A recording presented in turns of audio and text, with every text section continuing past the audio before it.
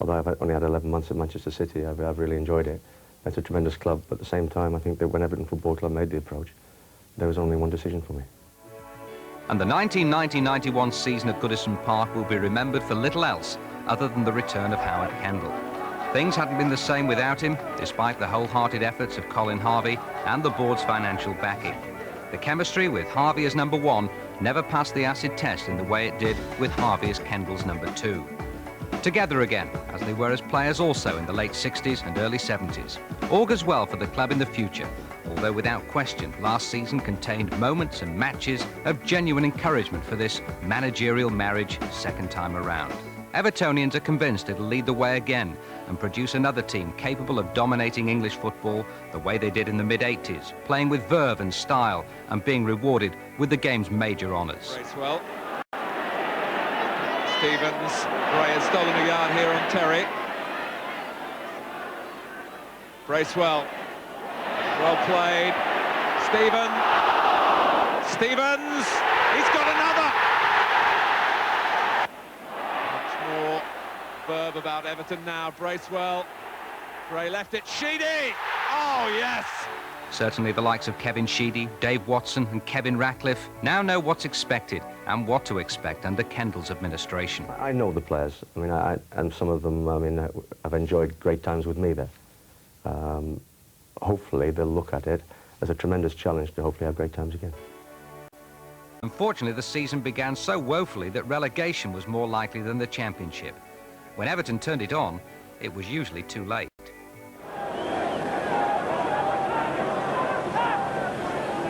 Chapman the target. Might bounce through. White's there. Fairclough's there. He's in front. Chris Fairclough.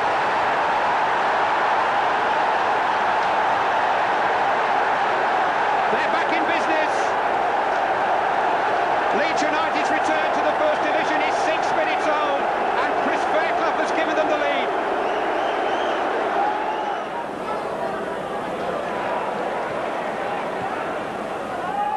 Milligan trying to let it run for Nevin, but Snowden was in sharply again.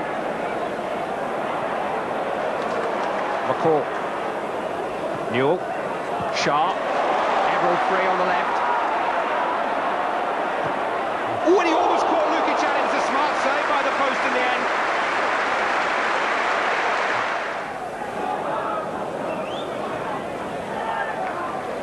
Flicked on by Keown. Watson turned against the crossbar by Lukic.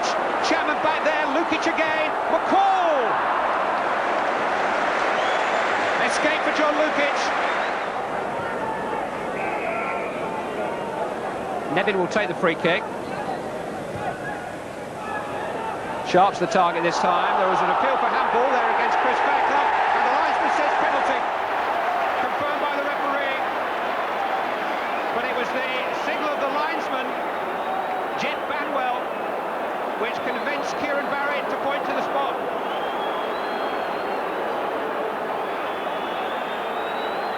Protest directed at the man with the flag. Graham Sharp appealed immediately. And Fairclough definitely handled it. No question about it. He just held the ball away with his right hand.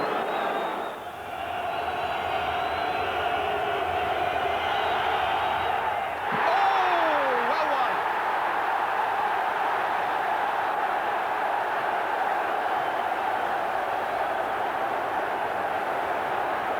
No words of consolation you can offer for a man who misses a penalty by that margin.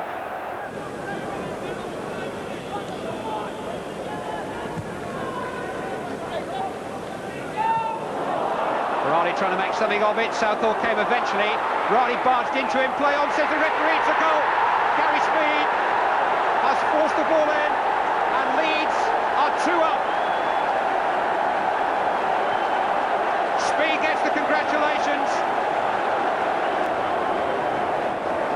Varane has paid a price for his bravery, but he's got his reward. Now there's Varane closing in on Southall as Keown scampers back, and Keown was holding Varane, if anything. And was it McDonald or was it Speed who got the crucial touch?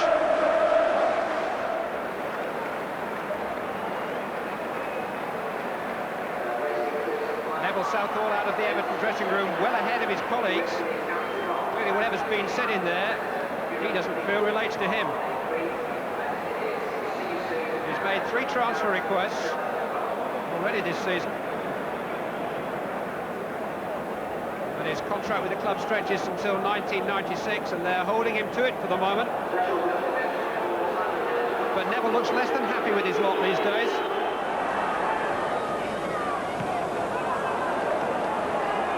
Strachan, that's lovely play. McAllister arriving. Oh, whisker away. Still an almost sport for choice on the edge of the penalty area. His aim for Chapman. Gary Speed. McAllister.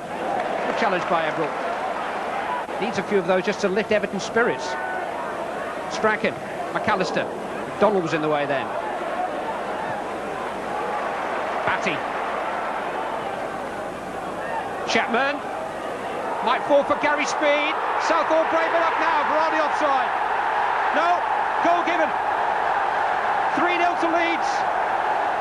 Varane stood almost on the goal line there. Converted the easiest of chances. Referee had a look at his linesman. Goal stands. Hinchcliffe will take the throw in. Newell. Sharp won that. Sheedy. Nevin with an opportunity. Everton back in business. Well, that could be an important goal. There's still a long, long way for Everton and Pat Nevin to go, but they've made a start. A goal made by Graham Sharps, sheer determination. Sheedy, the substitute, provided the cross, and Nevin tucked it in beautifully. Sweet goal.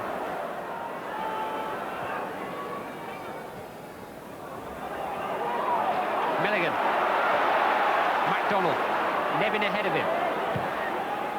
Hung in towards Graham Sharp. Great header! Lukic didn't know it had happened.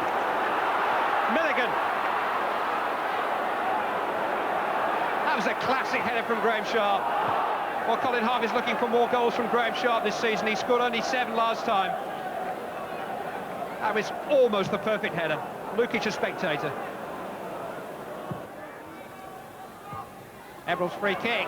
Newell in there, just dropped behind Nevin. Lukic got his fingertips on it. Everton have a throw-in. John Lukic requires treatment. He's going to have to wait for it, though. It's going to be a nervous wait as Everton come forward again. Nevin. Terrific play. What's miscued? John Everall wanted time. Got it. Oh, save. John Everall makes it 3-2. And Everton believe again. It's the youngster's first goal for Everton. It's given them 14 minutes to save the game. Number 11 is the number to watch. And number 11 it is, who's put Everton back within sight of Leeds just as they were threatening to disappear over the horizon. Well, it's some match now. And some significance on that penalty miss, I'm afraid, for Neil MacDonald here. Watson. Mueller's bolt then by Fairclough. He might still get there. He will! Oh, side netting!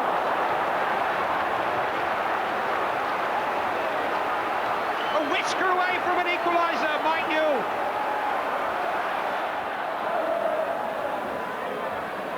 Sharp. That's a great ball for Nevin. 4 waiting at the far post. Mike Newell, somehow saved by Lukic. If you asked him, I don't think he'd be able to tell you how. Chance after chance now for Everton. The latest fall into Mike Newell.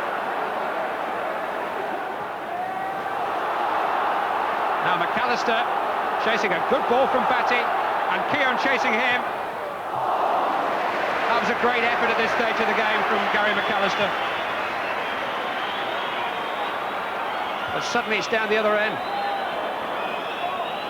Nevin. Neil McDonald. Has he got one last dramatic role to play in this match? Mike Newell, beautifully chested down. Oh, great save by Lukic again. And away by Chris White.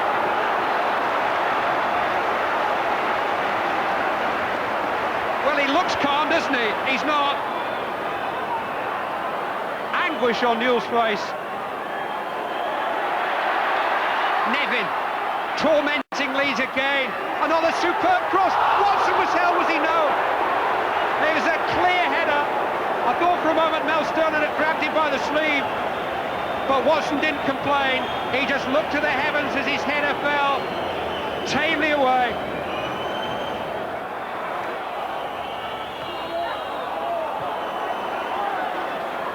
McAllister, Strachan, Chapman. Is there a final twist in the tale? Only Strachan up with Lee Chapman, although Batty's getting there. Strachan waiting for him. The seconds matter now to Leeds. They've got there, just. Well, who'd have thought that Everton would come back as dramatically as they did? Well, here's Everton's Neville Southall in a more conventional pose. After that sit-in on Saturday, he was fined a week's money, said to be near £4,000. He's also put in 3 transfer requests, remember, but no doubt he's keen tonight to prove that his standards are as high as ever. Speedy, or rather Gallagher, now borrows. Cross towards Smith. Kieran away, not very far, Dobson. Hinchcliffe, a chance now for Speedy.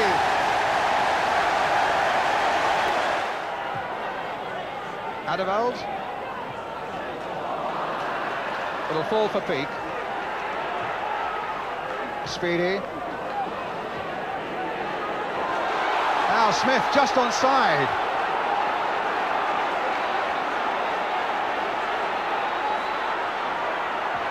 There's the cross.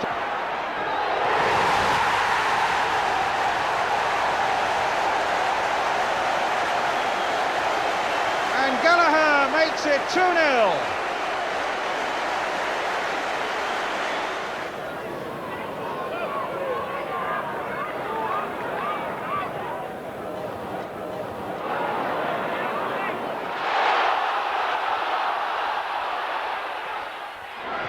And it scores for Everton. Pat Nevin.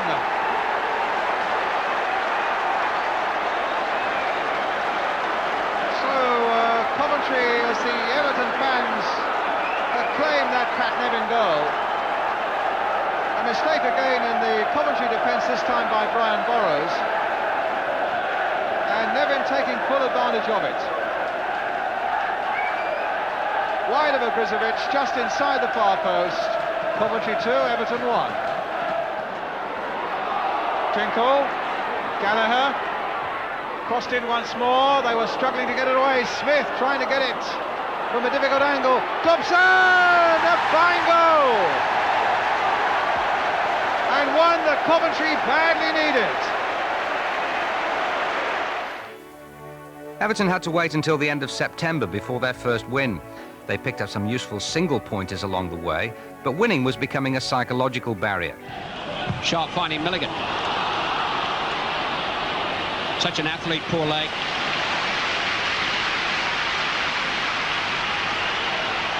Adrian Heath was saying to me yesterday that Lake is as talented a footballer as he's ever played with.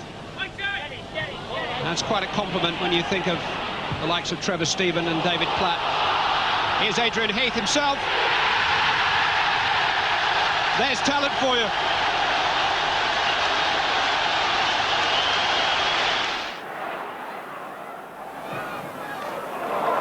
Dixon from right to left to Limpar. And Southall. Grove scores. 13 minutes into the second half. Sharp going for this one, and Adams leaning on him.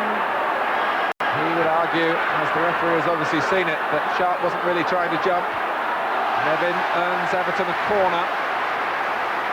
There's been plenty of pressure.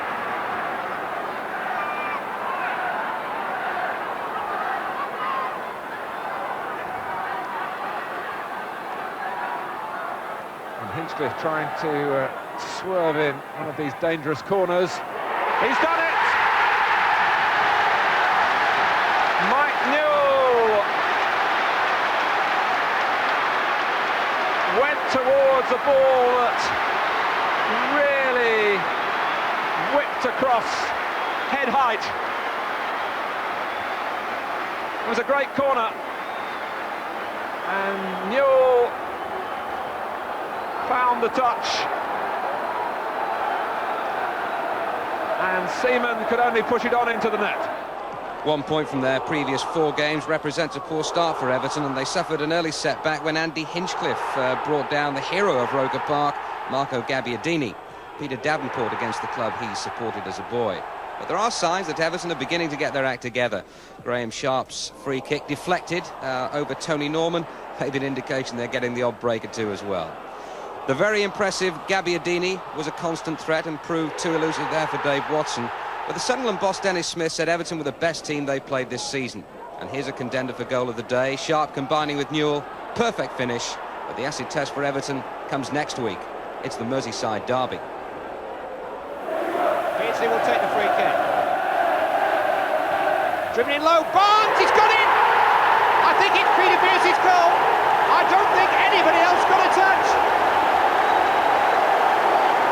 Beardsley's certainly going to claim it, and no wonder, because he's in rich scoring form at the moment. He's scored in every league match he's played this season. But what a curious goal that one was. John Barnes actually made a great run across the face of the Everton goalkeeper there, and Southall simply didn't see it. Beardsley, here goes Rush. Penalty. Ray Asabel's sliding challenge, and Liverpool have a penalty. It'll be John Barnes. 2 in a minute.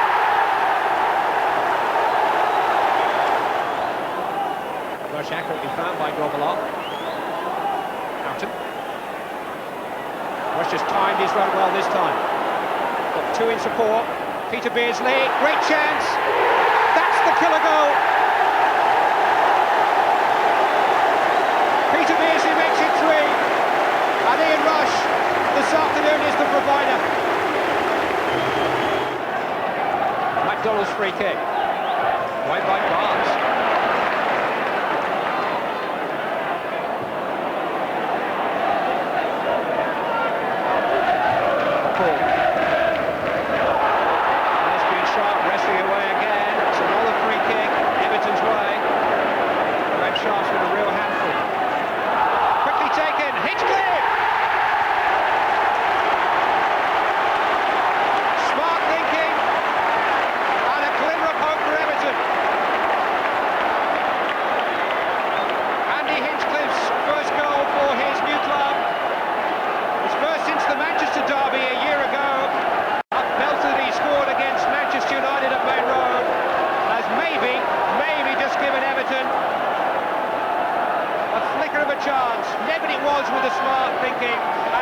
With a decisive strike.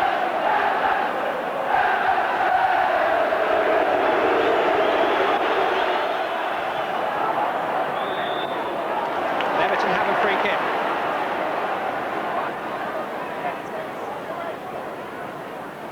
They've never threatened to give up the cause in this match.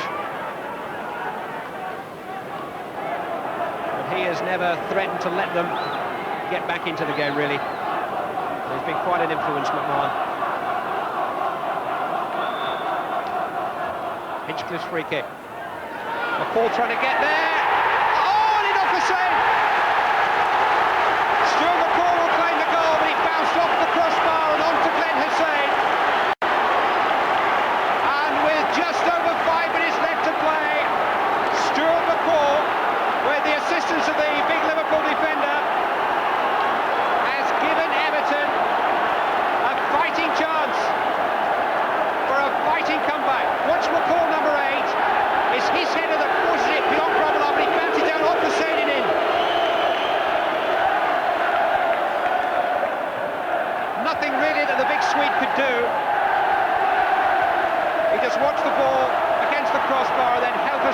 his thigh.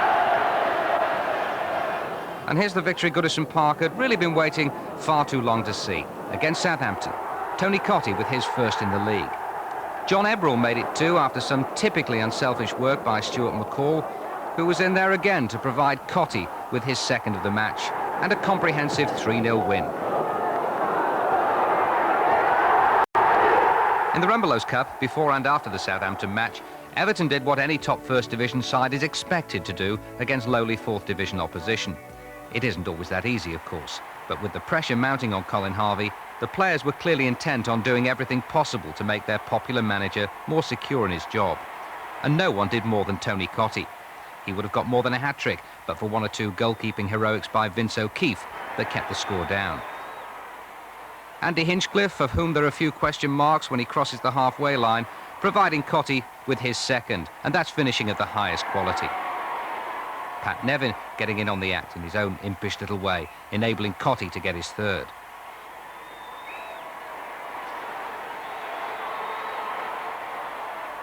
Then Neil MacDonald weighed in with the next from the sort of range that's become his trademark. And then with Hinchcliffe marauding again, the Wrexham defence were turned around, and when they were facing the other way, saw Pat Nevin dispatch the ball into the far corner. Relief, albeit temporary relief, for Colin.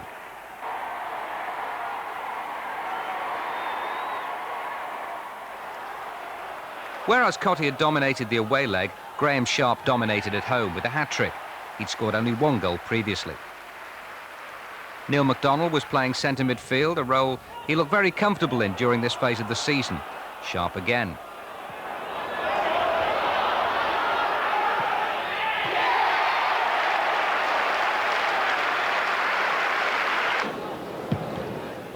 Then as Wrexham tried to play the ball out of defence following Southall's long kick, MacDonald dispatched a superb first-time ball to Cottee, who got his fourth at the tie. Operating in a central position gives MacDonald more of an opportunity to get into the area. Sharp's control here enabling MacDonald to get the goal of the tie.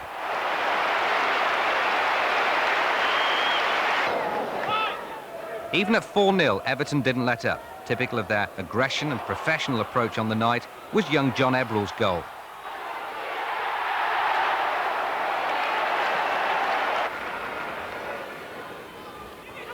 And to round off an overall 11-0 victory, Sharp completed his hat-trick.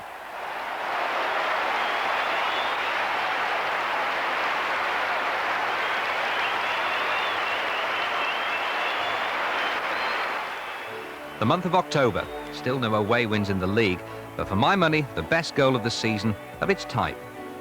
It came at Nottingham Forest from Neil MacDonald, a goal worthy of winning any match. What a pity it didn't. Poor ball, it's Keane to Parker. Clough's gone into the box. Brian Law's in support, faced by Ebrell. Crosby. Nottingham Forest have plenty of players forward. Parker. Clough. Parker making the move. Jemson. The chance for Hodge. 1-0! Tremendous goal by Nottingham Forest. Just 3 minutes gone. Beautiful one-touch football. And Forest go into the lead.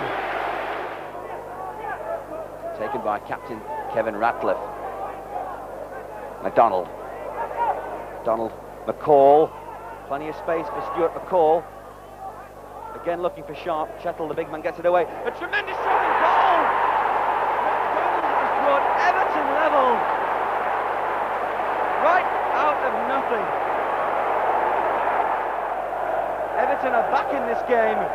Nottingham Forest won, Everton won, and Neil MacDonald probably has scored the best goal of his career. Both teams jostling for possession and for domination of the game. That's a great ball. It's Parker trying to get it down for the shot. Tremendous pass. Here's Roy Keane. Ataval to face. Can't get the shot in. Jemson. Goal! Tremendous shot by Nigel Jemson. And Nottingham Forest have the lead. Parker tries the shot. Won't go anywhere. Pearce! It's the bar! That came out of nothing. Stuart Pearce let it rip with the left foot. Came straight back off the bar, and Everton Very pleased to get rid of it. Forest take it quickly. Jemson. Long ball. It's going to come to Hodge. 3-1! Palace travelled to Goodison hoping to equal their best ever start in the First Division back in 1979. Last year they gave up 4 goals to Everton, but with Nigel Martin in great form in the Palace goal, a repeat of that never looked likely. Everton might have taken all 3 points if Graham Sharp's second half header had gone in. But in the end, Palace remain unbeaten after a goalless draw.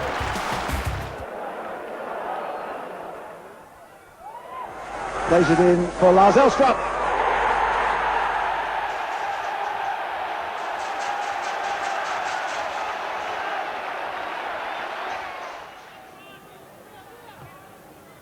So a throw into Everton. Never won a game on this pitch. Trailing by 1 goal at the moment. Turned aside by Sharp. Ebrel in here, it's a nice one.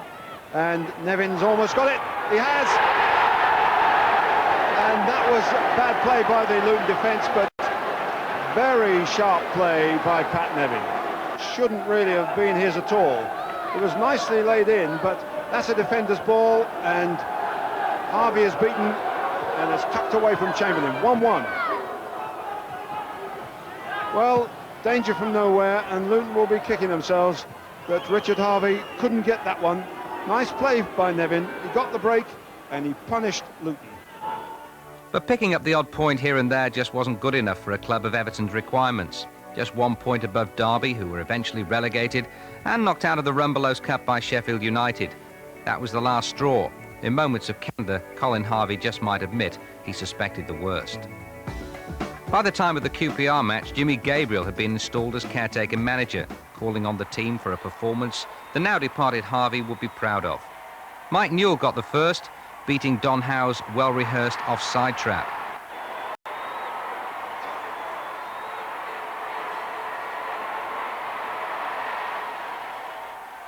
And he did it with a bit of help from the referee, who allowed play on, quite rightly, and then dummied Paul Parker. Peter Beagre's cross led to the second. Certainly Stuart McCall doesn't score enough himself, and he's the first to admit it. But in the guts and determination department, he's got few peers. Pat Nevin will be the first to agree. Gabriel's 100% record as Everton manager was sealed by another long-range effort by MacDonald. The following week, Everton hit the headlines when Howard Kendall returned to Goodison Park. Evertonians were delighted, and doubly so when it was announced that Colin Harvey would return as well. And how ironic for Harvey to return to Sheffield United less than 2 weeks after going there as manager. No goals, but Stuart McCall almost won it for Everton. It had Kendall and Harvey off the bench in expectation and back on it in disappointment. Against Spurs, though, McCall really gave them something to celebrate. Dummy by Sharp, gets it back from Cotty. Plays it now for Ebrel. That's a good little cross to McCall on the far side. A goal for Everton. Stuart McCall.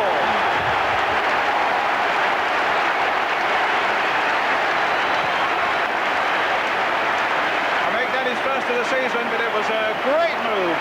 Sharp and Cotty involved, and then the ball out to Ebrel. There's the Sharp and Cotty touch. Here's Ebrel's beautiful cross. And McCall on the far side with the downward header.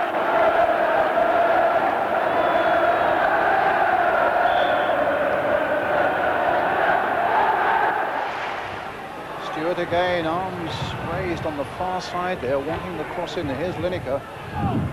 Gascoigne. There's Lineker again. About to say Everton won't mind if he stays on the touchline, but Lineker's always likely to look for the pass coming in, and it's a lovely goal scored by Howells.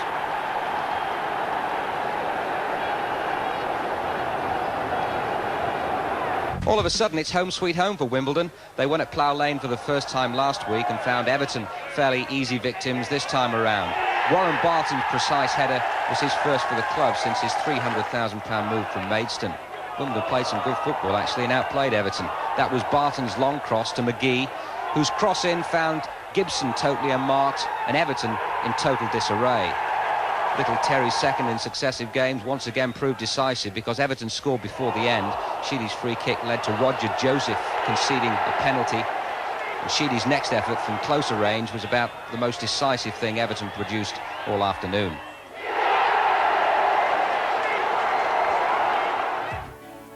The month of December, which yielded 3 more victories and a relatively merry Christmas when you consider where they might have been if matters hadn't started to improve from the moment Kendall took over. And it's certainly unthinkable if they can keep up this kind of commitment, some of the invention they've shown in attack, but they've got some defending to do here.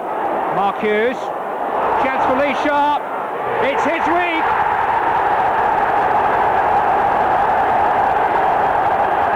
I think he's enjoying the week too, don't you? Against Coventry, Stuart McCall's endeavours in midfield were rewarded by the sort of goal he used to score with great regularity at Bradford, which makes you wonder why he hasn't been more prolific for Everton.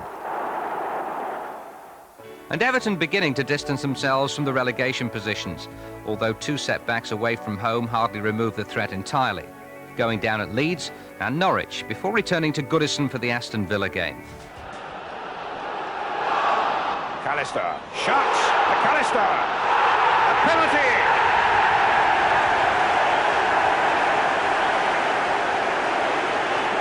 It was Everall shoving the back on Gary McAllister. So an interesting little confrontation here. Annie Gordon-Strachan against arguably one of the very best goalkeepers in the whole of the Football League. Experience against experience. And 1-0 Leeds United.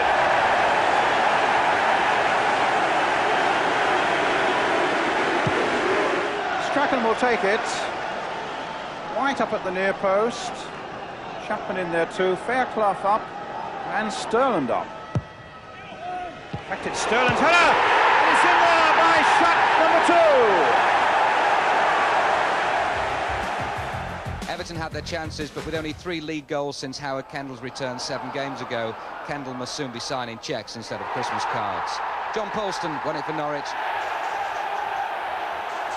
3 valuable points Everton had to work hard for against Aston Villa, but their persistence paid off with less than quarter of an hour left.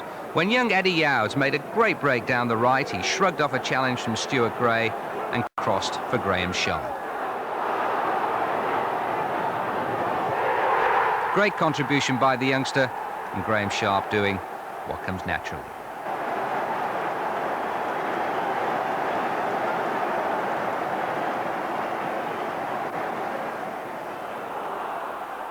The year ended with victory over a Derby side missing the legendary Peter Shilton. Neil MacDonald wearing number 2 this time, crossing for Nevin, whose header was fumbled by Shilton's deputy Mark Taylor, Mike Newell following up. Lightning reactions by Newell. So Everton were able to turn it on. This is the Kendall-Harvey way of playing football. It could be Reid and Bracewell in there orchestrating the move, getting the ball wide at the optimum moment, and for Pat Nevin, a header that needed no assistance in reaching the net. MacDonald to Nevin.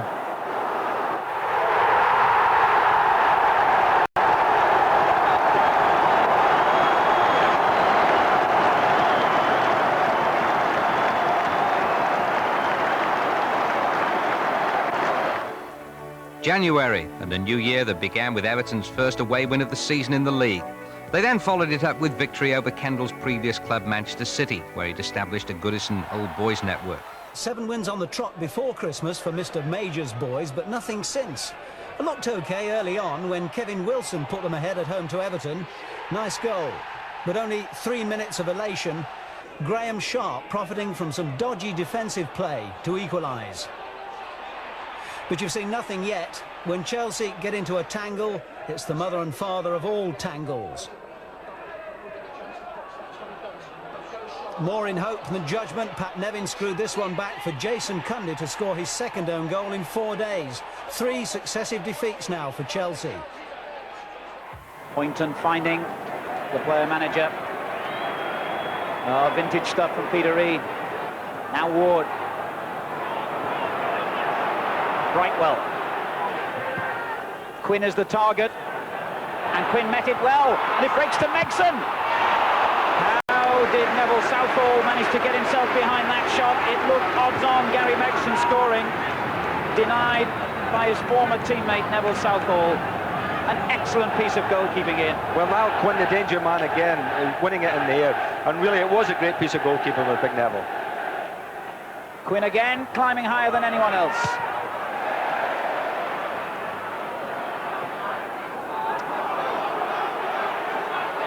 Brightwell. Heath beaten by Ratcliffe. It comes to Reid, though. Hinchcliffe's clearance. And the referee has given the free kick against Manchester City for the challenge by Heath on Hinchcliffe. Well, it was a marvellous opportunity that for Manchester City. And Peter Reid will know that Everton aren't likely to give many opportunities today against a team whose players they know so well. A difficult bouncing ball, and just about dealt with by Hendry. Quinn again winning it, on towards Heath. Ratcliffe gets in there between Heath and his own goalkeeper.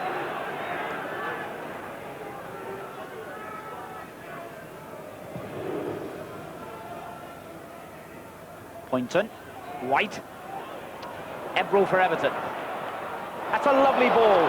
But there was a suspicion of offside, not given though, as Nevin goes on.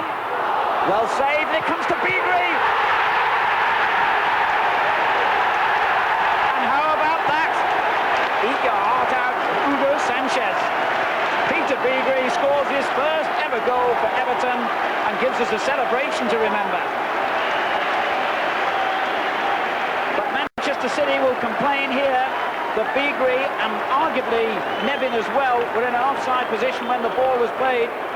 Nevin going on and producing that excellent save from Coton, and Beagrie shot in off the foot of the post to give Everton the lead. Well, from up here, it certainly looked offside, I have to say, Pat Nevin in that wide position. And the goalkeeper, Coton, very unfortunate there because he made the great block and then it fell kindly for Beagrie and it's in off the post. But at least it's given us a goal, it's lifted the game hopefully, and we can only go on from there, surely. Manchester City have won a free kick. Poynton's cross. It breaks to Ward. Well cleared by Watson. Sheedy gets it away for Everton with an intelligent ball to Nevin. Oh, and that was a bad foul.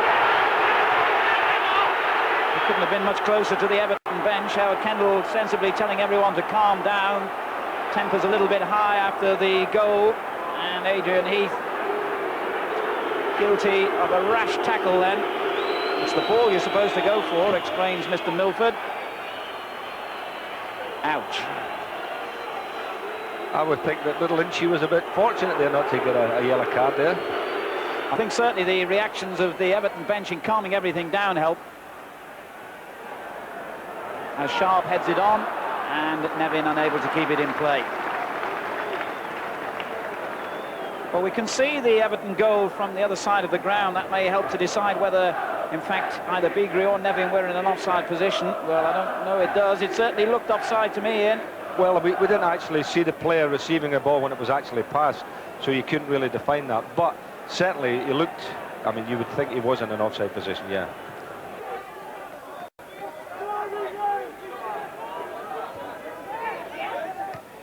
Sheedy doing well, Sharp. McCall. Good tackle from Brightwell. Nexon. Reid. Beaten by Ebrel. But City retain possession, offside though against Ward. That's a good little battle in midfield, isn't it, with the old stage of Peter Reid against young John Ebrel. And I mean, young John is blossoming this season. He's now playing at the centre of midfield, and he wants to be there. You know, he prefers it to be in a wide position, as he did when we were here for the Spurs game. He played well that day on a wide position. But it's very interesting today to see them, the old fella and the youngster, together. Yes, Ebrel signed as a schoolboy when Peter Reid was a first-team player, and admits that Reid was his early inspiration. That's correct. And he finds Sharp, who finds Sheedy, and it back to Sharp, and no offside again. And Coton with a good save. The Manchester City players turn angrily towards towards the linesman on the far side. They felt they might have had the benefit of an offside decision again then. And Sharp close to punishing them for a second time. But Coton with a good save.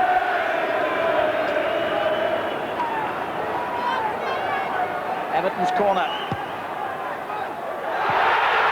There was a claim for a foul. Sharp said he was being held by Quinn as the ball came into the near post. A great scream from the Everton supporters, and Sharp continuing the argument, but Roger Milford was well placed to say no. Graham Sharp had actually an excellent opportunity here because he was put clear. I think he was just been played onside, but Tony Coton, again, a great goalkeeping save, coming out and spreading himself there when it looked as if Sharp must score. Yes, Poynton clearly played him onside on that occasion. Still 1-0 to Everton. Peter Beagrie the scorer. Sharp. McCall. McDonald. Poynton beaten by Nevin. City pushing forward, looking for offside again, but Nevin vaults over the tackle from Redmond. The cross drops to Beagrie. Took too long to line up the shot. But now Hinchcliffe. And no challenge for Coton as he plucks that one safely to his chest. Well, I wonder if Joe Royle had a decent view of the Everton goal. I'm sure he's got an opinion. We can't really tell from here whether it was offside or not, but I think City are playing a very dangerous game, persisting in being so square when they've already been caught once. Here's McCall. Sharp. Poynton for City. Sharp with the challenge, but he still finds Quinn. Nice little layoff for White. Ratcliffe. Ebrel doing well. Neat little player, John Ebrel. Now Nevin finding room again on the right. He's got to be the main threat to Manchester City. Lovely ball, McCall. No foul. Ward counter-attacks for Manchester City. Heath is offside.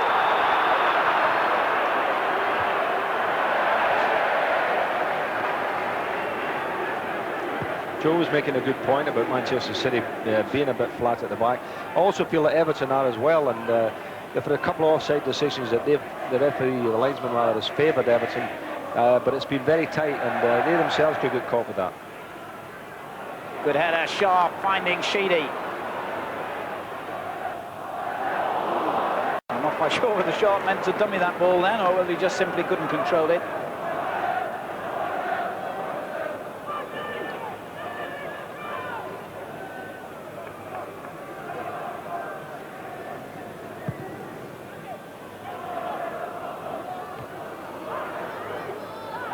Reed back to Hendry. Chipped in for Quinn. It looked to me as though he's being held by Watson, but play on is the verdict. Sharp. Redmond right behind him. Nevin, always available. Sheedy. McCall. Heath and Ward combine to win it back, and there's some furious challenges going on in the middle of the field, and Ward kicked angrily away then at Adrian Heath. Not at Heath, rather at Stuart McCall, and the referee has given the free kick, not surprisingly Everton's way.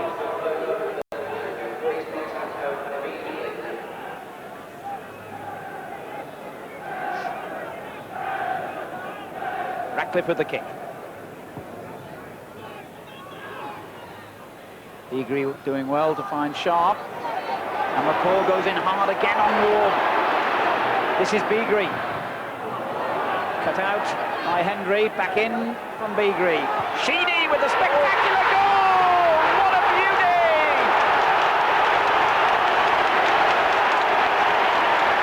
A magnificent goal by Kevin Sheedy!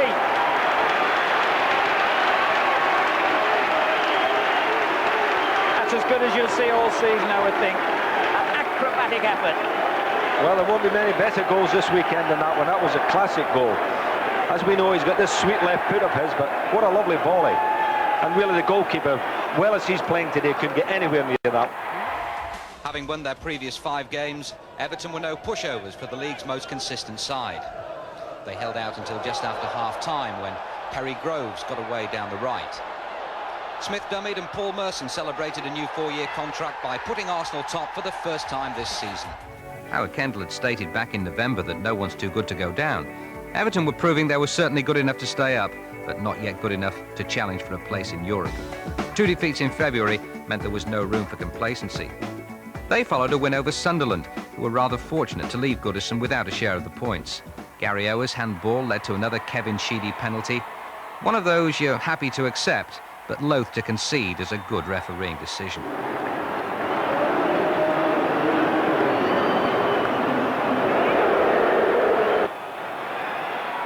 Tony Norman got to Sheedy's pile driver, but not to the follow-up.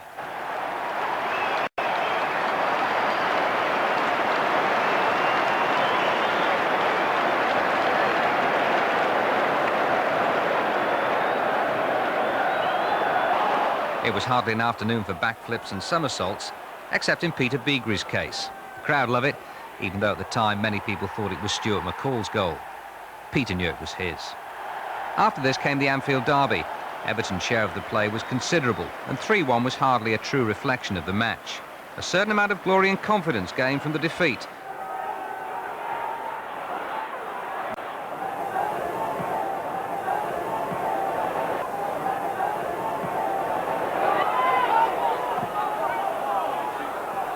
Liverpool throw. Whelan just helping it forward. Ratcliffe watching it carefully, dropping over his shoulder. It's found only Nickel. 3 forward in support. Away by Watson. Jan Morby! Deflected and in! First blood to the Reds down at the Kop end. Jan Morby with a hell of a deflection is the Liverpool scorer. Great close control, the Big Danes got.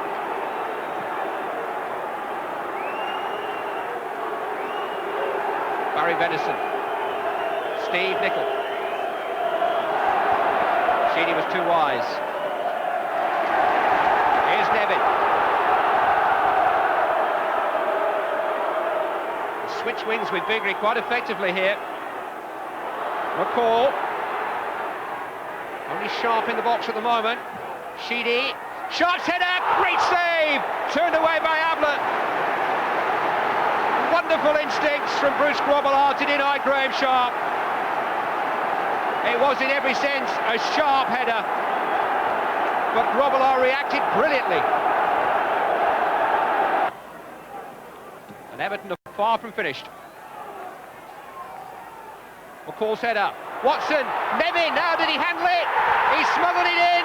It's a goal. The equaliser in stoppage time in the first half from Pat Nevin.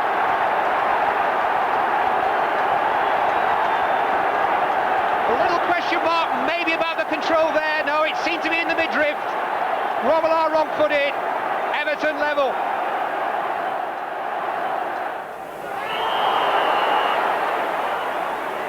Liverpool free kick.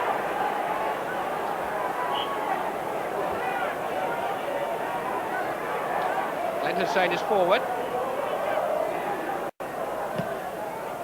Warby's free kick. Speedy header! What a return for David Speedy. 2 games for Liverpool, 2 goals.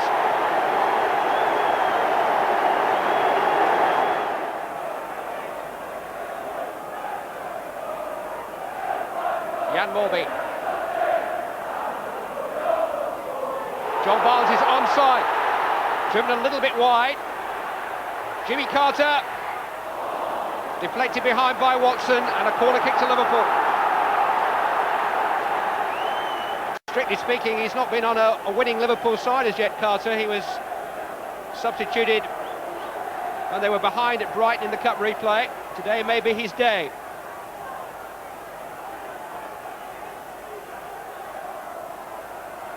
Glenn Hussein is forward from the back.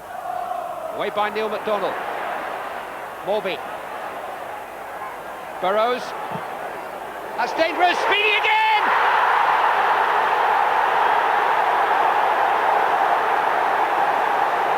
It was a controversial signing by Liverpool. 2 goals in the space of 4 minutes for David Speedy. viciously driven, and Speedy got the crucial touch. The two men on the line playing him onside. On to the FA Cup and the possibility of a worthwhile trip to Wembley. After Charlton and Woking came Liverpool in the 5th round. A goalless draw at Anfield, and it was back to Goodison for what turned out to be the game of the season. It runs on for Beardsley, a shooting chance. Oh, and Rush is there, and Southall has stopped him adding to his list.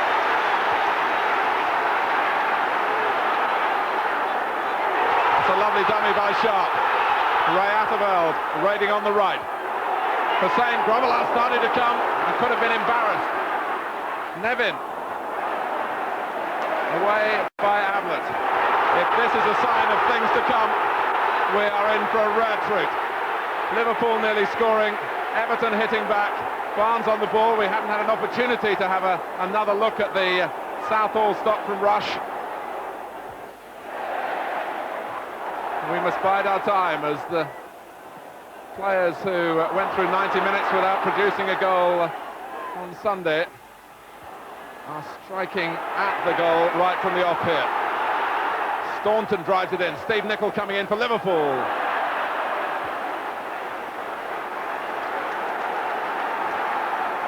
Well, Peter Beardsley looked like a man with a point to prove. He's always dangerous in this position, Martin. He's always looking to shoot. I'm very surprised that Neville Southall hasn't collected it first time. But he shows what a good goalkeeper he is. Look how quickly he's up. And that's a magnificent block when Ian Rush, I'm sure, thought he was adding to this wonderful tally of his. The winners go to West Ham in the quarter-final.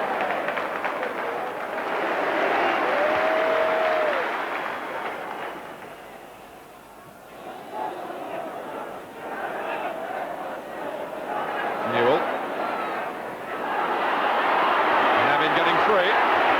Only Hinchcliffe really available, but they're lining up in the centre. Sharp. Avril! Well, it might have gone in directly, it might have been touched in by Nevin, but neither thing happened for Everton. But it's a wonderful knockback from Graham Sharp, and John Everett will be disappointed that he hasn't at least made Bruce Grobbelaar make a save. The first genuine chance of the game for Everton.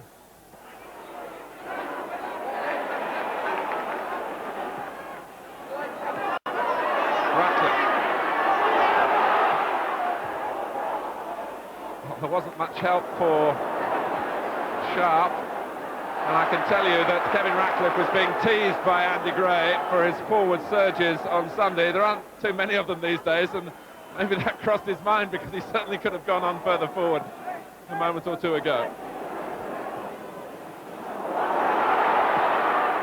Oh, well hit by Nevin. And Grobbelaar in some difficulties by his left-hand post. It's the aerial problem again for Liverpool, but what a great strike from Pat Nevin.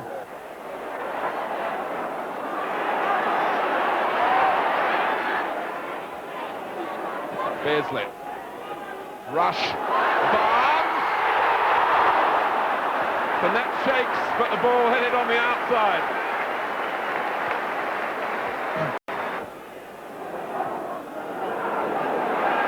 Hinchcliffe.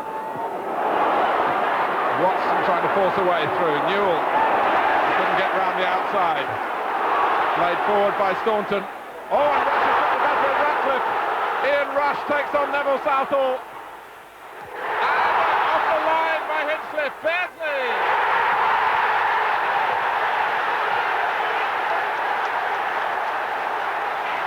Everton thought they'd escaped, but they hadn't.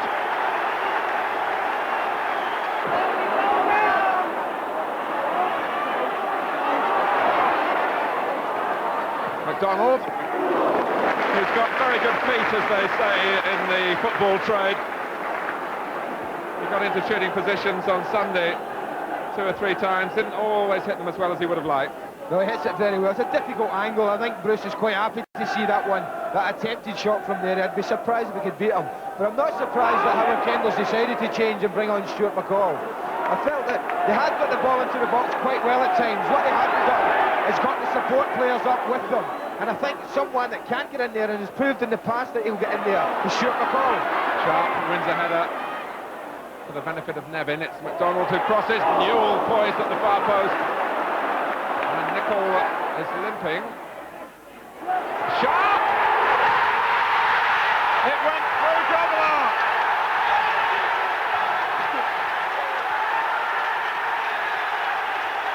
Less than 2 minutes gone in the second half. Everton fists are raised now as Graham Sharp redresses the balance. It's a great cross-in, but no one really picks up Graham Sharp. He gets behind Gary Ablett and puts in a fine header. Chris Grobbelaar doesn't enjoy the best of luck, Martin, but what a boost for Everton right after half-time. You watch it come over and Graham Sharp gets in a wonderful position for a striker. Gets in a good header, and Bruce Grobbelaar must have thought for a second he had made the save, but it just nicks the post and drops into the net.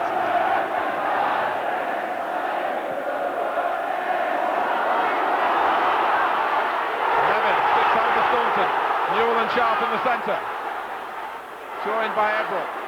Nevin goes his own way. McCall made it his when it wasn't, and Pat Nevin can put them in front,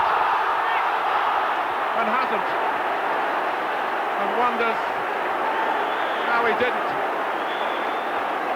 Well, it's another defensive error, this time from Liverpool. Players getting involved, and Pat Nevin will never have a better chance to put Everton. You see what he tried to do. I remember him scoring a very similar goal here at Goodison against Manchester United, when he went through on Jim Layton, it was at the time, and just tried to flick it over him. But he just gets flat a little bit too much on it and doesn't threaten the goal. By Watson, it's Newell! When bodies start to dip and fly like that, you expect them to end up in the net. Well, this could end up anywhere. It's a wonderful strike from him. And just how close does it go? Liverpool just getting a little more chance now to draw a breath and pass the ball under a little less pressure.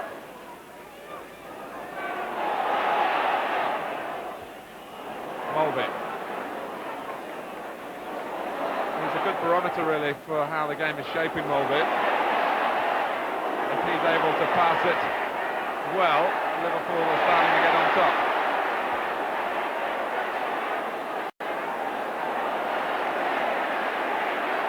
Here he is. He's found Nicol, despite the attention to McCall. It's more like Liverpool of the first half. Beardsley, Barnes is free. Oh, save! They're not only back on top, they're back in front. And it's a bonanza here for Peter Beardsley. Well, what an incredible strike from Beardsley. He just drags it away to create the space with his right foot.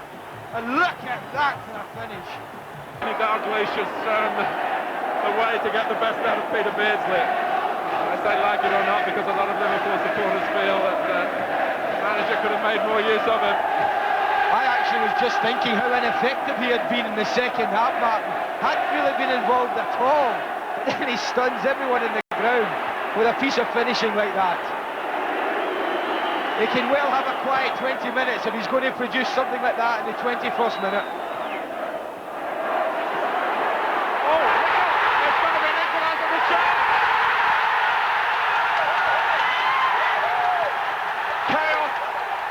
In the Liverpool penalty area. Sharp couldn't believe his luck, but he made the most of it. Well, Liverpool have returned the favour. This is a dreadful error from defensive position. You can see Graham Sharp's getting there more than hope than anything. It's the problem of a goalkeeper getting too near his defender, Martin.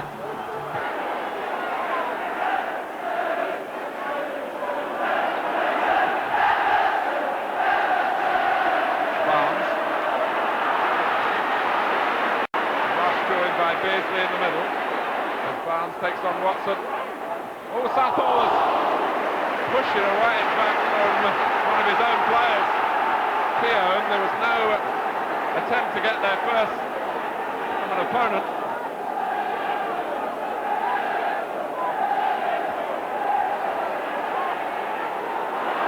Welsby, where are Everton to close him down? Ross!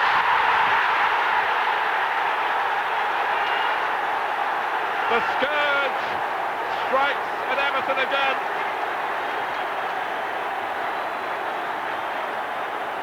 The merest of flicks, but it was him. I didn't think we'd seen the last of the scoring, but we were ever thinking about defensively. And this is a good header from Ian Rush. A superlative fifth round replay of the FA Cup.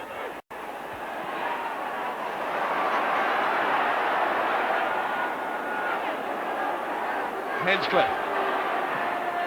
Oh, and Welsby waters away from his own penalty area. Just for a second, it was though he didn't quite know the right steps, though. That's a push by Hussein. Everton won't have that many more chances to draw level for a third time. They're withdrawing Nevin, hoping that Tony Cottee, who would love to contribute to setting up a quarter-final trip to his old club West Ham, but there's a fair bit to do. McDonald, and it pumps into Grobbelaar's chest.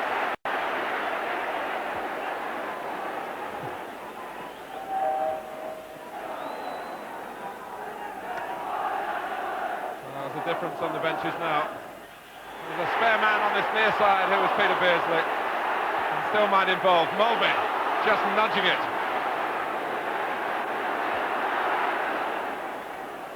Barnes. Liverpool engaged in using up time.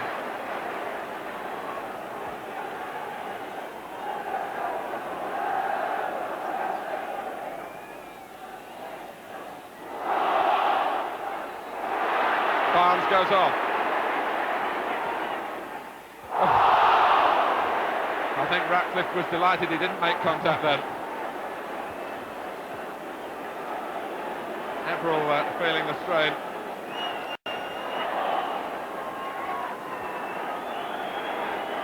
It really has been a pleasure to sit and watch this game tonight. And both teams, tremendous amount of credit. What can one say about Liverpool? They haven't enjoyed a lion's share of their play in the second half, but they've managed to produce two very good goals and lead 3-2. Everton been asked just to do too much to come back from the third time, but will certainly feel that they should have taken something from the game.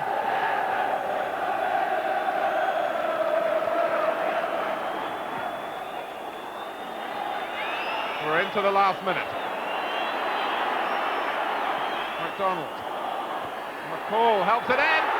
Cottee! 3-3!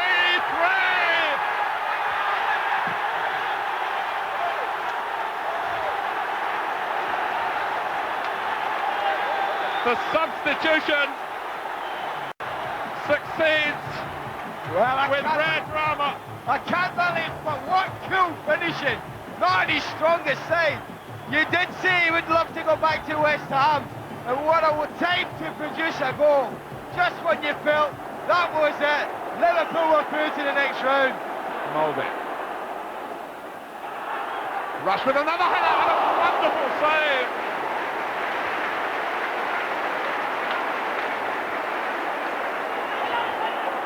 Corner taken. Assessment in a moment.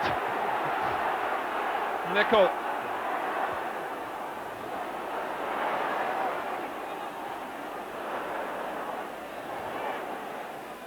McDonald. Ian Rush got terrific power into the header because there wasn't that much on the ball as it reached him. The spring Southall showed.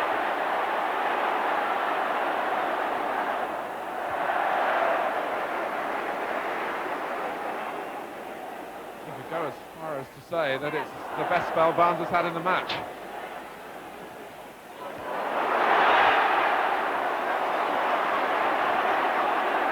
Hinchcliffe.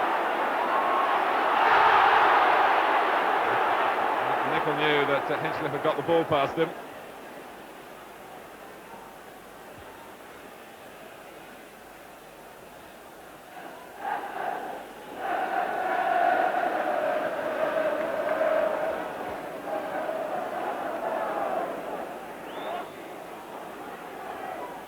coming up to 7 minutes played in the first period of extra time. Everton 3, Liverpool 3. Hinchcliffe. Well, the crowd noise told you everything there. Let's have a look at the Southall save first. You did say that this is something that Ian Rush has improved, his heading ability, and this proves it. That's a wonderful header and a superb save from his Welsh international counterpart there to deny him yet another goal. Ablett.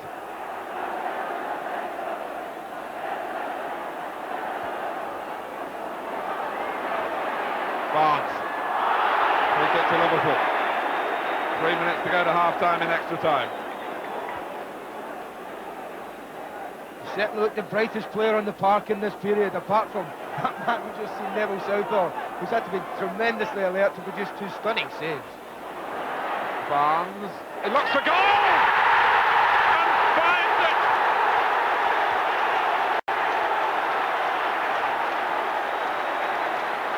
For a 4th time, Neville Southall has to pick the ball out. Well, what can you say about this man that hasn't already been said? Look at the bend on it. A goalkeeper that's in the form of Southall has no chance. It's a quite magnificent finish, and I don't apologise for using the word magnificent, because that's what it is. McCall!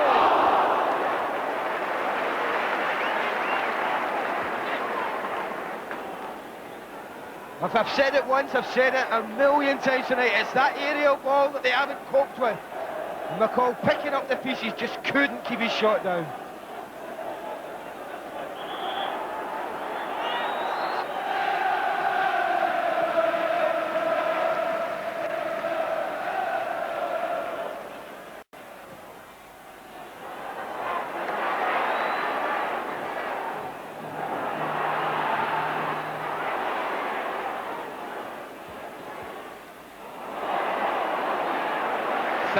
To go.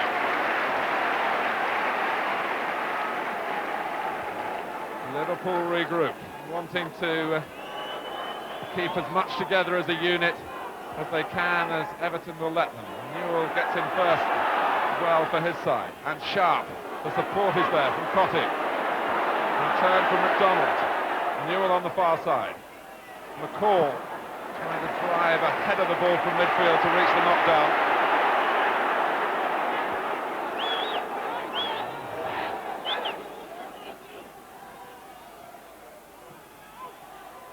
Hinchcliffe did very well. Oh, and Hussain, but it goes across it! They're back from the net again.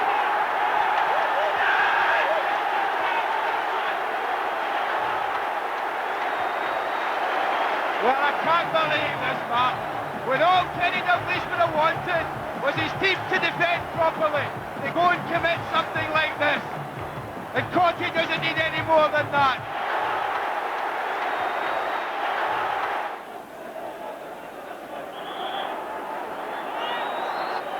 Everton's previous 3 games have been Mersey derbies, and so is their next one. In between all the hullabaloo, Sheffield United's visit must have seemed very low-key, even though Tony Cotty put them in front after 75 seconds. Cotty's return to form has come at a crucial time.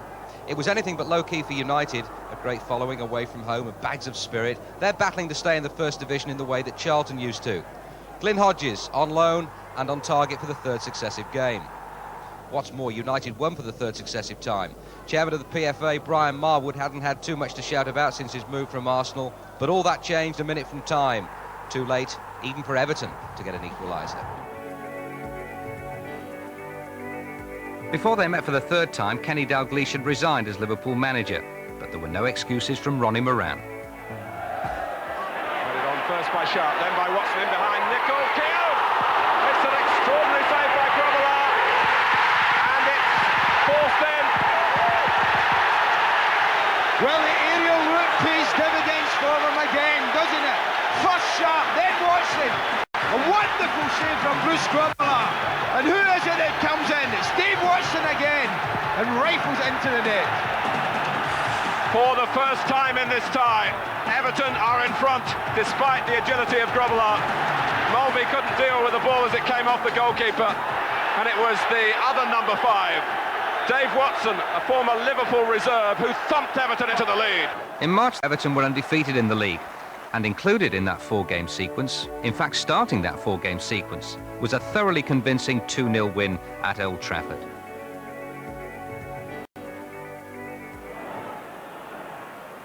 Well, this is a competitive Everton midfield that he's playing against today. Pat Nevin. Graham Sharp on towards Everall, who seemed to be impeded there by Pallister, who's won his free kick. He actually took his eye off the ball for a moment as it was played into him, and rather tumbled into Pallister, but his progress was checked, and Everton do have an opportunity here. Sort of situation where they would like to wheel on Kevin Sheedy if only they could. He's about a week away from a return to the team, but Andy Hinchcliffe and Neil MacDonald waiting behind Stuart McCall are both dangerous customers, and Kevin Ratcliffe has drawn away to the left.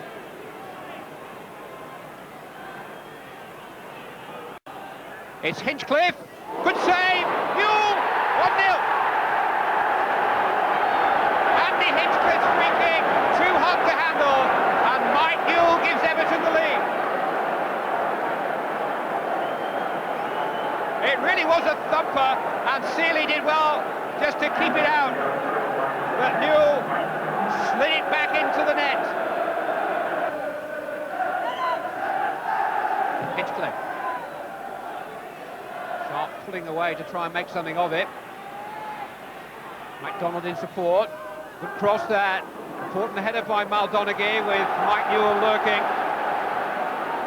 MacDonald did exceptionally well just to hook that back into the danger area.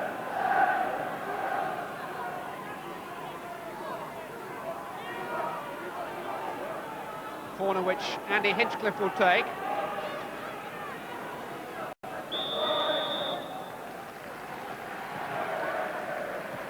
Header was by Pallister. So Newell lets it run out for another corner. Nevin is offering himself to take it. Newell taking up his more familiar station on the edge of the 6-yard box. 6 minutes of the first half remaining. Seeley didn't quite make it. Chance there for Dave Watson. His second goal of the week gives Everton a 2-goal lead.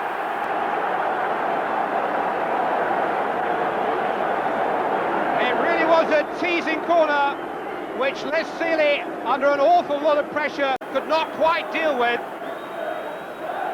And United were as 6s and 7s from that point onwards. Sharp put the pressure on the goal line, and Dave Watson gleefully lashed it through the defenders into the net. You have to have sympathy for the goalkeeper in these circumstances.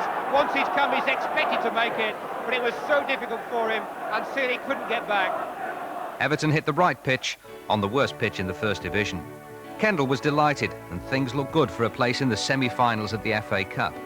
But the Blues couldn't reproduce their Old Trafford form at Upton Park. Not at his highest point. Not have batted it away. Back from Breaker. What a volley from Colin Foster. West Ham showing plenty of patience. Breaker firing, recognising the need for more penetration. Houghton. And here goes Slater again. Onto his stronger right foot.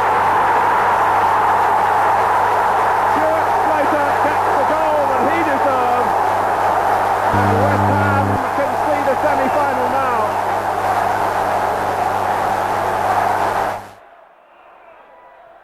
Newell. Watson, 2-1. Sheer power took it in. Everton were involved in another of the season's classics, this time in the league at Southampton. Watson, spurning the possible back pass. Because of that, Everton have a free kick which Ruddock disputes. He was adjudged to have used an elbow on Newell.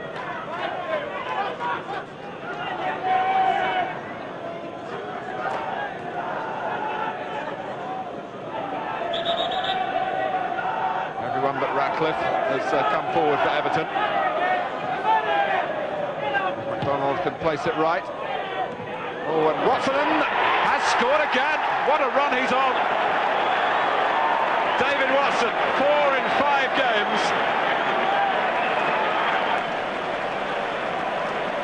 And Southampton are behind with half an hour gone.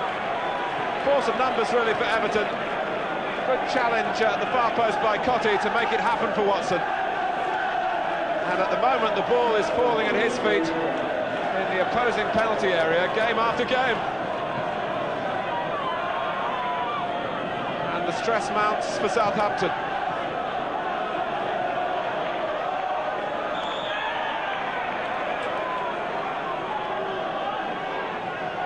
Free kick conceded by Milligan.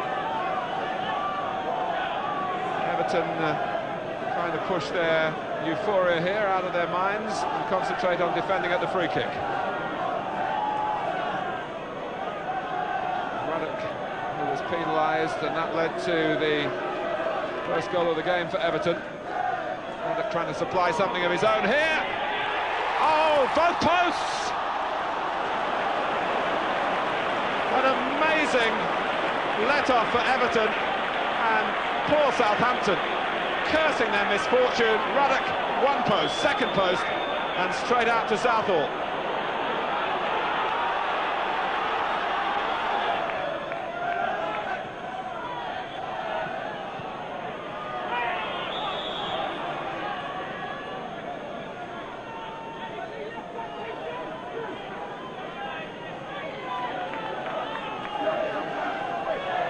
Well, you can see why Southampton send Ruddock forward at every opportunity.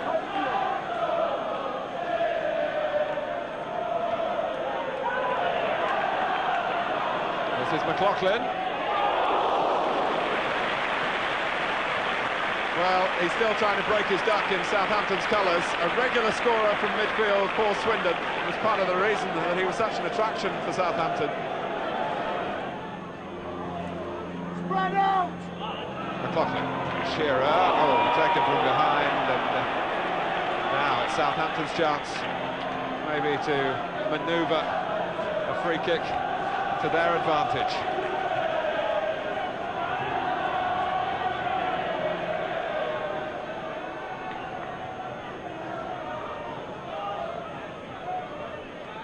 As Cockrell looks up, he'll see Ruddock there and Moore as well.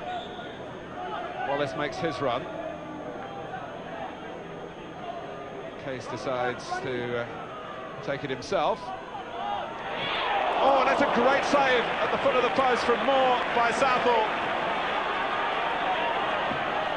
Back from Benali. Moore again. Shearer's dummy. Wallace. Ruddock lines it up. 1-1. No more than Southampton deserved. Their response to going behind has been most positive. And Ruddock makes up for the misfortune of hitting both posts earlier. Wallace laid it back, and it went through the crowd, and there was nothing that Southall could do. Only moments after he'd saved superbly from Moore's header.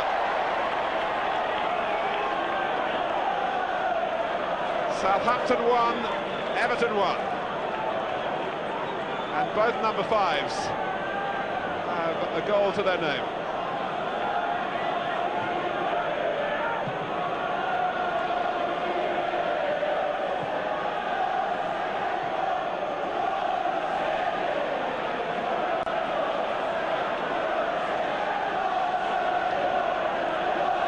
John Ebrell.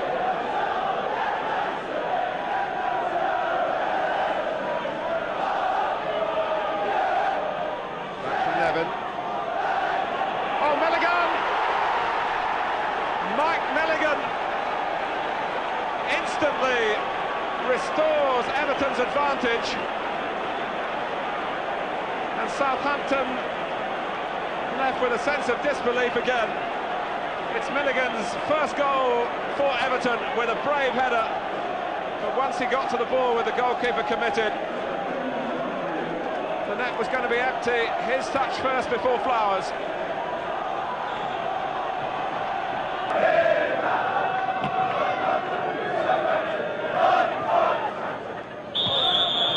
Newell was up a little early. It's a trick that Graham Sharp uses very well. And it almost inevitably makes the defender collide. Ruddock was making an orthodox attempt to get to the ball, but he did push.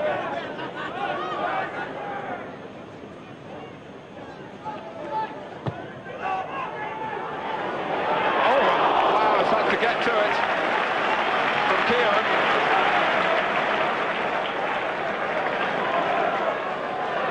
Well, Southampton finding Everton's free kick routines difficult to defend against. Newell. Everton arriving in support of McCall. Oh, and it came off Cockrell. Cottee will get there and put it wide.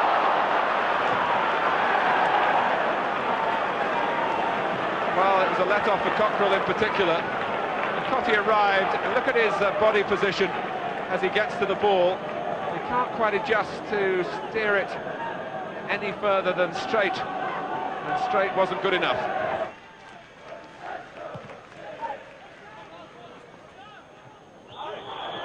It's a push by Ratcliffe. It's at this stage really where Chris Nicholls' comments before the game about the need for the supporters to play their part. So really very relevant at the moment. They need a lift. 2-1 down. They have a free kick. It's an opportunity for Ruddock and Moore to go forward again, and that could cause Everton some concern. Oh! Well, how did that end up in the back of the net? It's 2-2. It's a stroke of fortune here, is it? I think that came off Mike Newell. Jimmy Case took the free kick, and this is one of the most outrageous own goals that you'd ever wish to see. Mike Newell scratches the head that has put Southampton level. McDonald. Cottee trying to get it back to Newell. Here's Everall.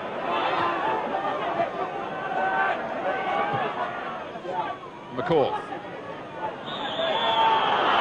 How much of Everton got left, given their travels up and down the land this week? And this is their third match in 5 days. It's going to be another change for Southampton this time. Neil Maddison, just back in the picture recently after a year of knee trouble. And it's Benali who's coming off. 16 minutes left.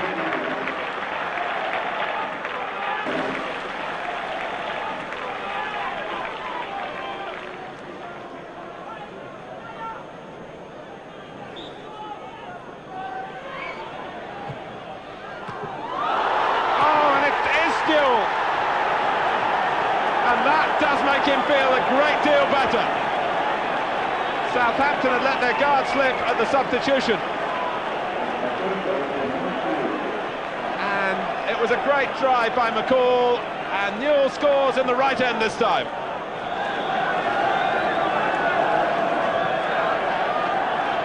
Stuart McCall simply had the responsibility here to have a crack. And it was a fumble by Flowers as the ball swerved, and that's just what Newell was praying for.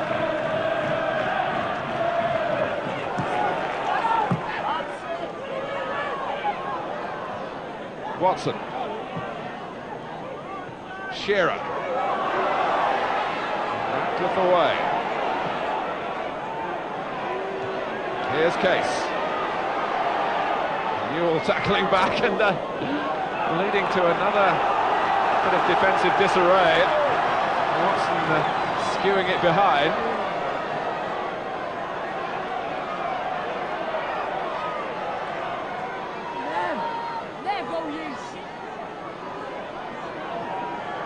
Wallace takes the corner. Shearer headed it back when really Maddison could have called for that in a better position. Good job by Keown. Everton. Oh, they're two away. Onside. McCall is on the ball and Cottee were both in their own half. Is this 4-2? Oh! Southampton gambled and lost. Cottee scores. Flowers totally exposed. How often do you see this in the First Division? Southampton, who changed in bringing on Maddison, they lost their left-back Benali in that substitution. And McCall, the only thing that just I wondered here whether Cottee was ahead of McCall as the ball came across the linesman, didn't think so, and that's what mattered.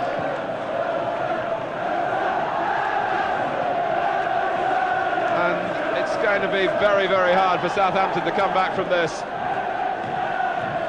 McCall caught them out with a break from midfield, and Cottee was given a present that he accepted with relish. It's been a mixture of the brilliant, the peculiar, the bizarre, and you have to say at times some shambles in Southampton's defending.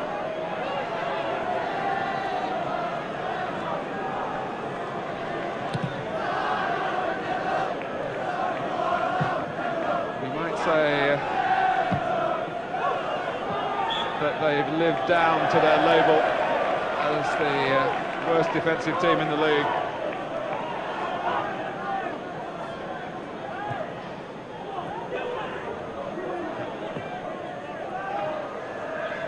It's the first time that Everton have had the luxury of a two-goal cushion. And Newell wants to add to that. McCall. Newell. Southampton have got a lot of players back, but I'm not sure that they know where they all are. And Everton didn't take full advantage.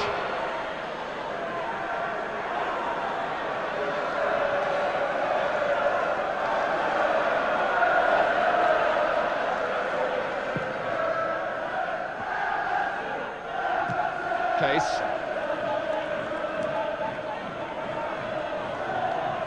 Here's Maddison. Oh, Shearer was looking for Southall. Right out, Shearer. Goal given. It's not over yet. And Shearer knows that.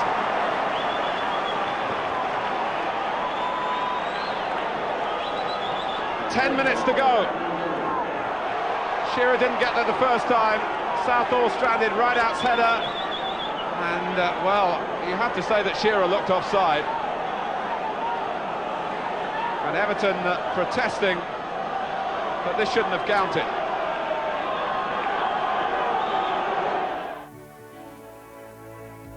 Getting to Wembley in the Zenith Data Systems Cup could hardly be described as one of Kendall's priorities when he returned, but the two-legged area final against Leeds was certainly representative of the kind of challenge Kendall was now looking for a positive response to.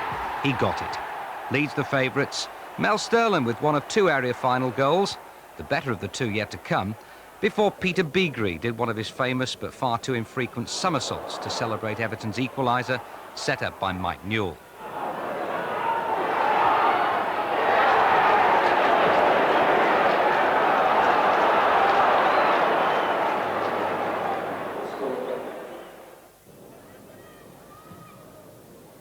Route 1 to goal with the ever-willing Mike Newell on the end of it and under control of it before Robert Varzika opened his account for the Blues. Varzika, the first signing Kendall made on his return and undoubtedly one of the shrewdest. In a game that deserved a bigger crowd, Leeds drew level again through the First Division's top scorer, Lee Chapman. It was terrific end-to-end stuff, almost typical of Everton's season.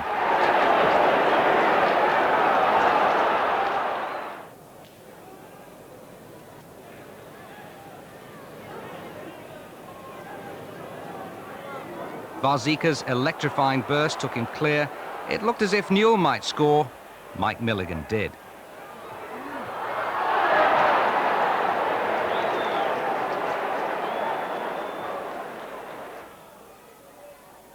But a classic Leeds goal brought them level again.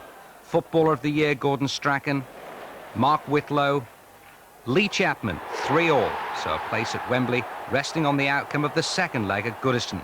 No place at the start for Tony Cottee, but his role wasn't confined to the bench.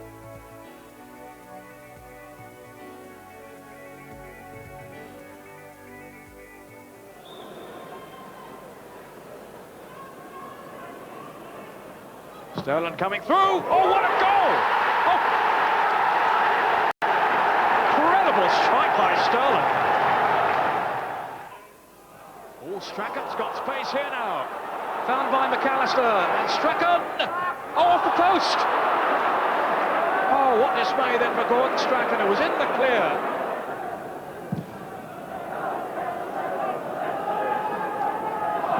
Right, looked like a little shove then on Newell.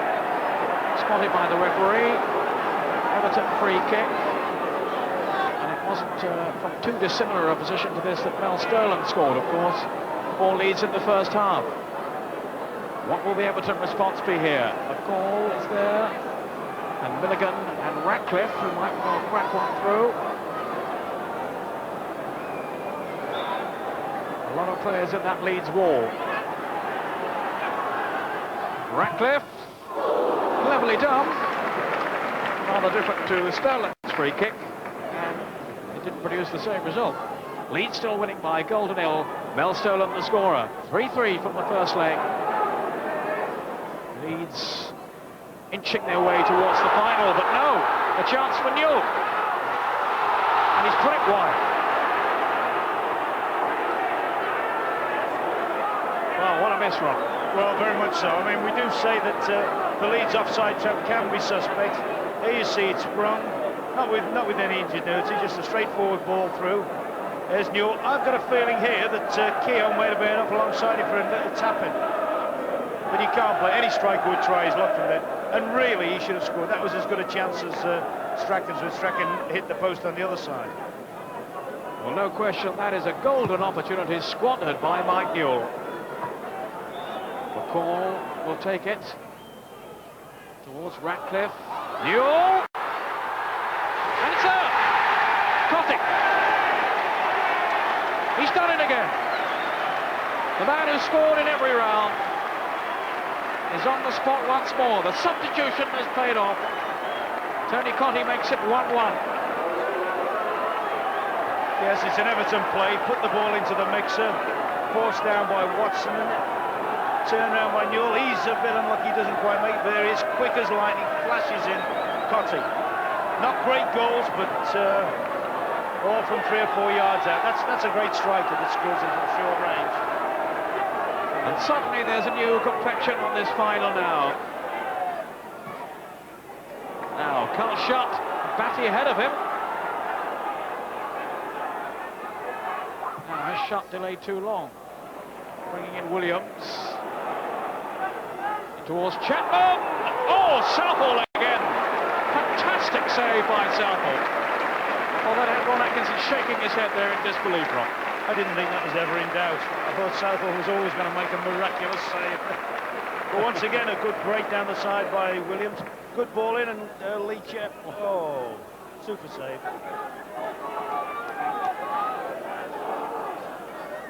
McCall. It's a fine pass set to pick out Nevin. Still Nevin. Drilled through, and it's gone in from Emerald. It was deflected, no doubt, but Emerald has scored, set up by Nevin's run. And delight on the Everton bench at last. John Emerald. Marvellous for Everton, good setting up play. Nevin keeps his head, spots a player coming in support Emerald. That's when the game gets cruel. He's tried to stay cool, Emerald, and side-foot the thing in from just outside the box, and it's taken an ugly deflection. Lukic really left stranded, no chance. Everton lead 2-1. Nevin the provider. He comes off Fairclough. And Williams now for Leeds. Runs straight into Milligan. Keown, Cottee, he's onside. Surely Cottee's going to finish it off now. He will do. That's the third for Everton. 2 for Tony Cottee. reception from the Evertonians. At Villa Park, the visitors Everton squander a 2-goal lead and have to settle for a draw. That'll be very annoying for their Polish international, Robert Warcia. That's his firm header. Everton in front, just 2 minutes played. 11 minutes into the second half.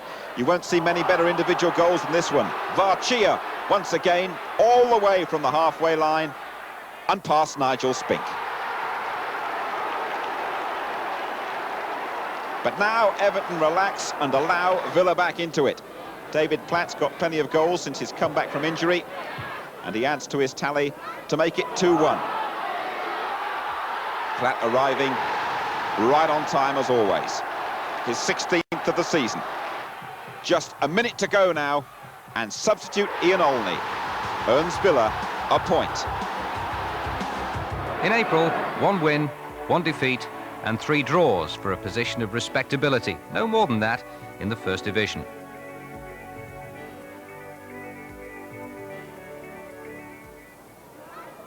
Mike Newell against Norwich from Warzika's assist.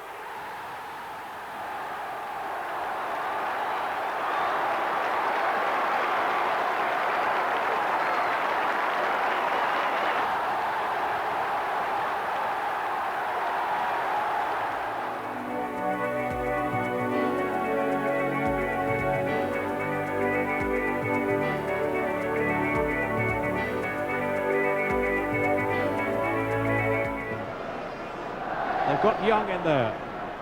And Thorne. Thorne's on the near post. And it's there!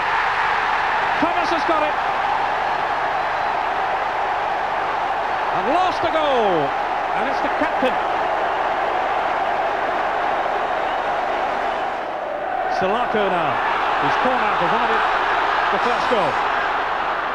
Right straight at McDonald. It's Thomas, the goal scorer.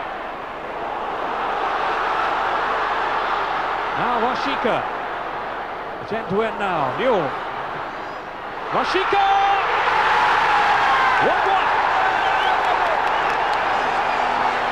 What a reply from Everton. And it's the Pole who scored yet again. That's 4 goals he's got now.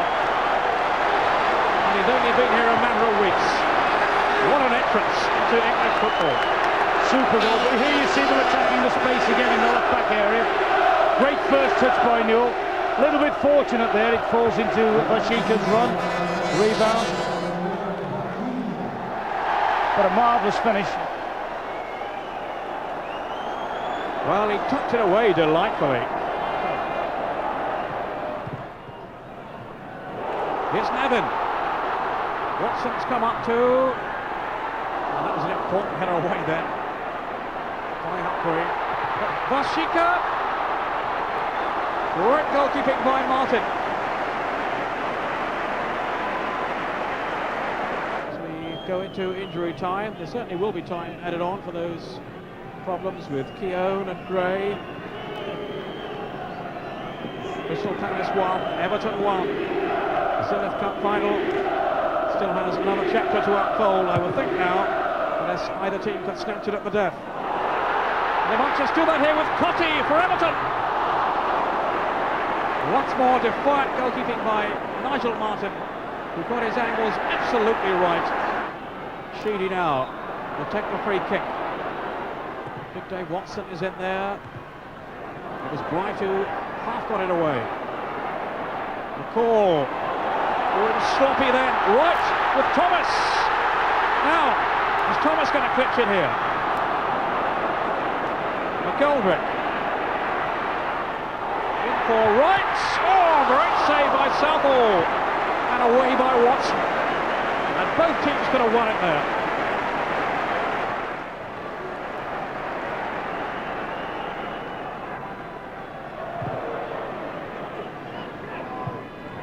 Wright let it run on. Ian Wright now. That's the second for Palace. And it's Ian Wright. On the spot once again.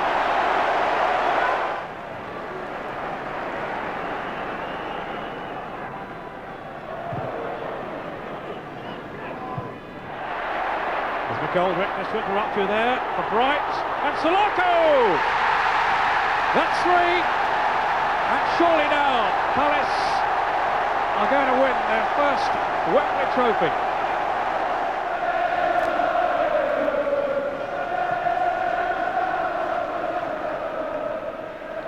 What goes right? And it's there! It's 4! 2 for Ian Wright. Howard Kendall had achieved much of what he set out to do, taking Everton clear of relegation and assessing all the players at his disposal and laying the foundations for next season. Varzika will play a big part in that, and so will Tony Cottee. Kendall's made up his mind about Cottee. He went on record saying he's not for sale. One of Everton's top 6 goals of the season against Wimbledon, but it ended up a 2-1 defeat.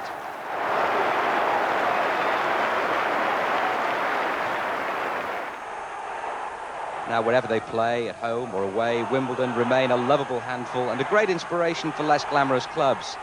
Everyone closing in on Andy Clark there and leaving John Fashanu all alone.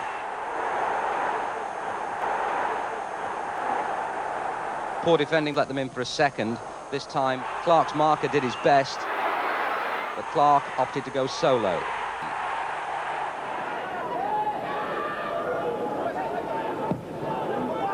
Cottee will have to fight for this one.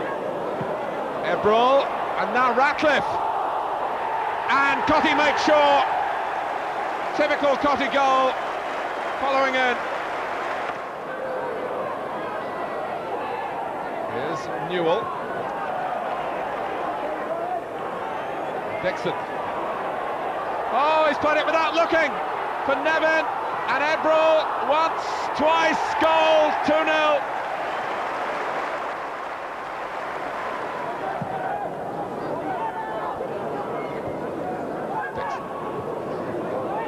Watson to Ratcliffe. Dickens. Dixon. He's hit it first time gloriously. Oh, that's the way to make up for that mistake.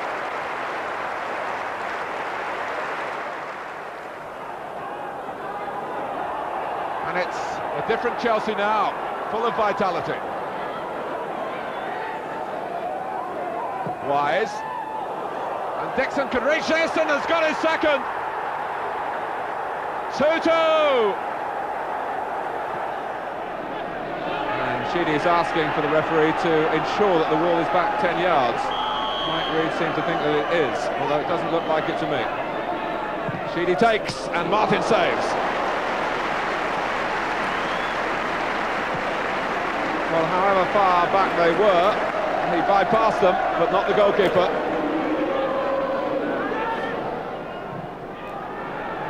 Collymore. Thomas! That was well hit. And we've been waiting a while for a real strike in anger at the Everton goal from Crystal Palace. And Stan Collymore set it up with that header guided into the path of Jeff Thomas.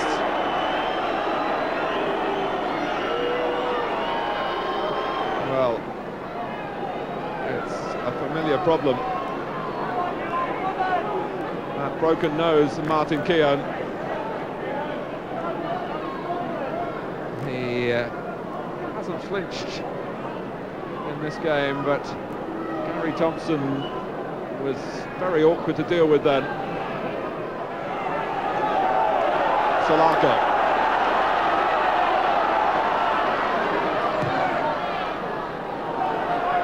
Keown wondering where the goalkeeper was, wondering where Thompson was. Most importantly though, he located the ball.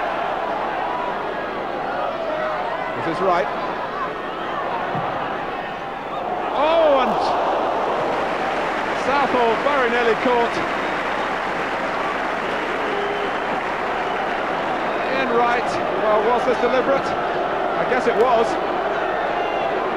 Southall has started to come out. Palace pushing out. Oh, now that was naughty. We've waited a while for it, but it's finally come, and Martin Keown just couldn't contain himself. Now this could mean a red card. It does, and Keown can have no complaints. It's been simmering. It's a legacy of what happened at Wembley when Martin Keown had his nose broken And he wasn't going to depart here without leaving a similar sort of blow, which was very unprofessional.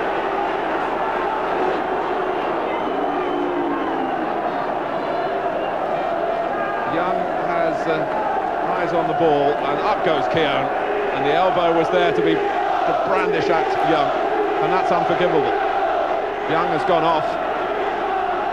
Palace are down to 10 men, just like Everton. Salako to take the corner. Southall comes for it, decisively. And Beagrie can only turn it behind again. We're in the 5th minute of time added on.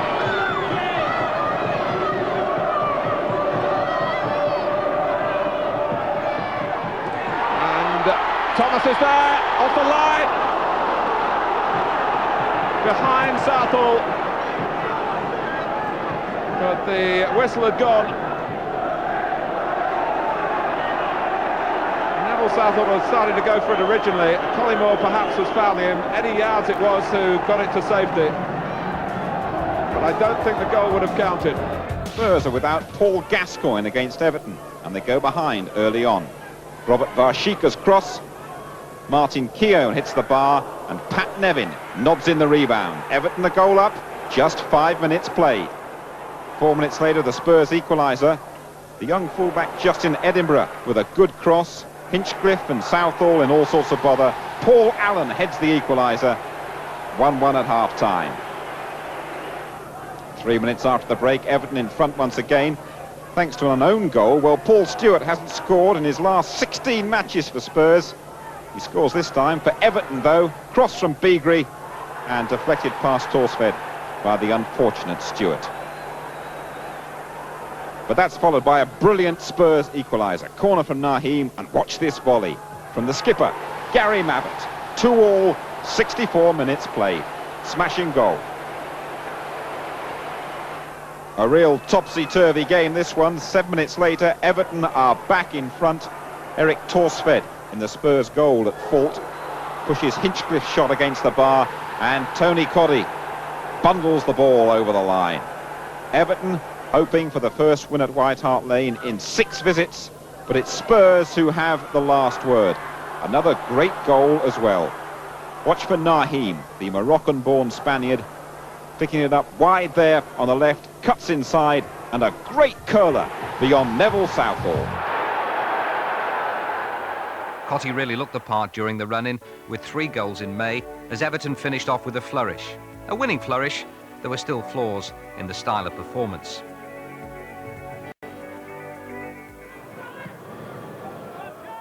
Particularly against Luton, a game won by Cotty's alertness in front of goal.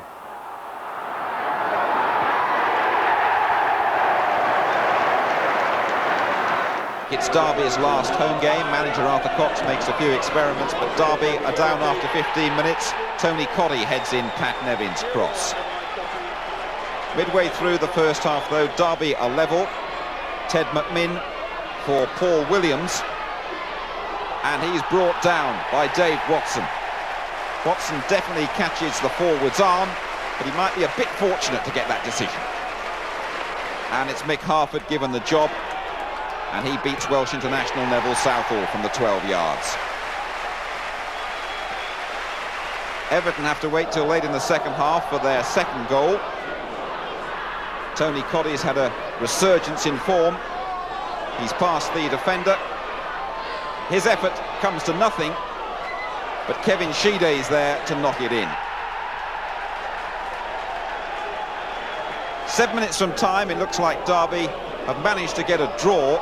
The ball crossed into the area, and the Welsh international Dean Saunders with a great scissor kick, making it 2-2, his 21st of the season, possibly, though, his last goal for Derby. But now County lose concentration and let Everton back into it just a minute later, and a great glancing header from Tony Coddy gives Everton 3 points.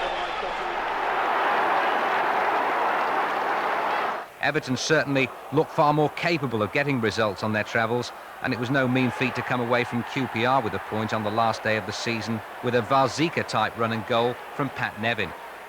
After that awful start, Everton's run from November, hiccups and all, took them into 9th place, accumulating almost enough points to have been serious European contenders. It's supposed to be more difficult the second time around. It's also said you should never go back. What it is a challenge. To become nothing but the best is the challenge. And that's the challenge Howard Kendall has taken on for a second time.